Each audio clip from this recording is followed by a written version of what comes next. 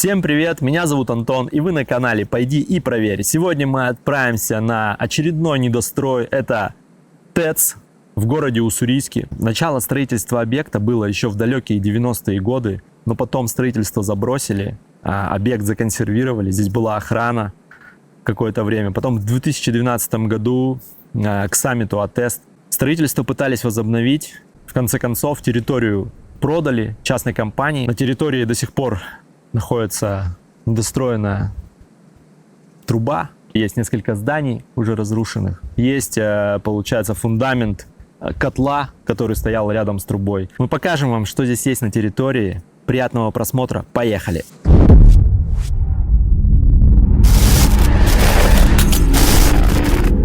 Вот скелеты зданий. Я так понял, здесь они не были, да, достроены? Вот есть здание. Немного сохранилось. Пойдем посмотрим, что здесь внутри. Территория пустая, никого нету. Ни охраны, никого, ворота открыты.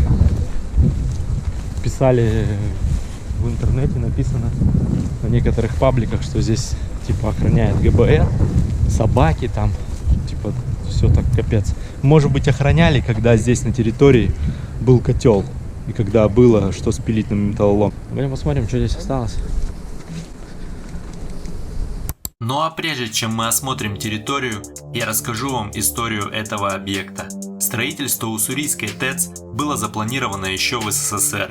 Электрическая мощность 260 мегаватт. Территория без золоотвалов 115 гектаров. Начало строительства было в далеких 90-х годах, но уже через несколько лет остановилось. Далее было законсервировано и разграблено. Дымовая труба была построена всего на 30%, остальные сооружения и того меньше. При подготовке к саммиту АТЭС в 2012 году было подписано соглашение с РАО ЭС о строительстве ТЭЦ, которая должна была быть введена в строй в 2015 году.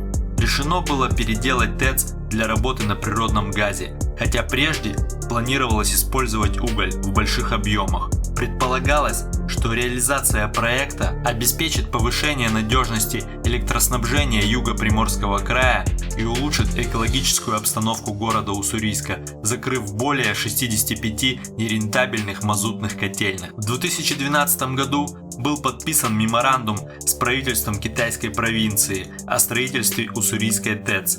Предварительная оценка проекта около 900 миллионов долларов США. Но у РАО ЭС не хватает средств на все инвестпроекты. В свою очередь китайские партнеры предлагают помощь с финансированием ТЭЦ путем предоставления льготного кредита с условием обязательного закупа оборудования для ТЭЦ и найма подрядчиков в Китае.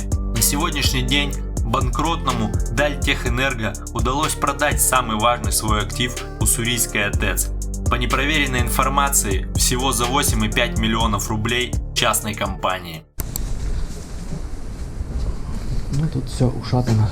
Вот, да, вот современные строители как строят стены, уже все. Мы иногда ходим по фортам, которым более 100 лет. И там вот даже штукатурка не отваливается. А вот на современных стройках отваливаются прям стены целиком.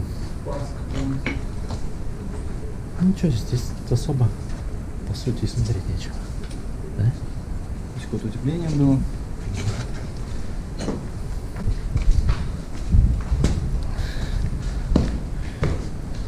Вот, патроны.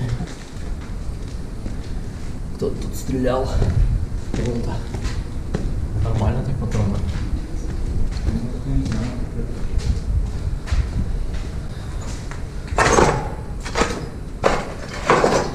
Ну, похоже, да, на шахту лифта? Похоже. Может, насосы загружать. Здесь ничего особого нету. Территория огромная, 115 гектаров. Вот. Ну, на территории, представляющая ценность, ничего не осталось. Вот вроде как вот в этом месте, вот перед трубой, вот здесь вот. Там, получается, если не ошибаюсь, здесь стоял, получается, котел, четырехэтажное здание. Еще здание недалеко. Ничего здесь нет. Скелеты. Забор такой, смотри. Забор ну да, скорее всего, это трансформаторная будка. Но здесь никогда в ней ничего не стояло. Потому что объект недостроен. Осталось осмотреть трубу. Да, в принципе, кроме трубы здесь больше нечего, да. Ну, да. Пойдем. Ну и место, где стоял котел. Да. Потому Посмотрим. что мы подойдем сзади. Да. И все, так на территории здесь больше ничего нету. Какие-то мелкие строения полуразваленные. Ну, я не думаю, что есть смысл туда сходить. Да, там смысла нет, там травы по колено и смотреть там нечего. Какие-то. Моноблок. Домик строителей.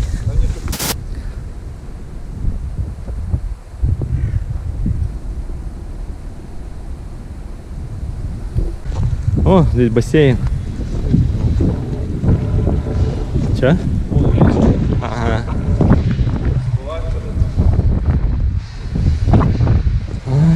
Трубы какие-то вон на дне видно, в центре. Но тут глубина не очень, вон дно видно.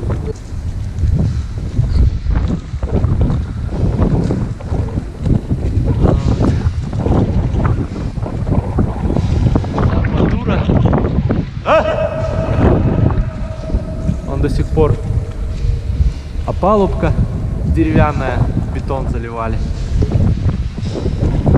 Здесь с этой стороны. Да, вот смотри, видишь, здесь с двух сторон такие углубления в трубе. Здесь, походу, должны были трубы проходить. Заходить. Ну да.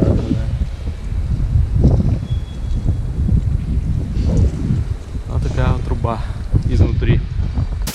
Каркасы котельной, которая должна была подходить к этой трубе. Здесь находился четырехэтажный металлокаркас, в центре которого находился котел. Да, ну, кстати, по фотографии покажем, какой он был. Весомый. Размеры, да, он был большой, да, там металла было в нем конкретно. В смысле, он был именно дорог не металлом, а изделием, сам не котлом. Там такое все, трубки такие, ну прям серьезная тема. Ничего нет. Вот все, что осталось от котла. Вот все, что осталось от котла. Вот эта подстанция гнилая еще осталась. Столбы вон поваленные. В принципе, все, что здесь есть. Если вам понравилось видео, ставьте лайки, подписывайтесь на канал. С вами были «Пойди и проверь». До скорых встреч. Пока.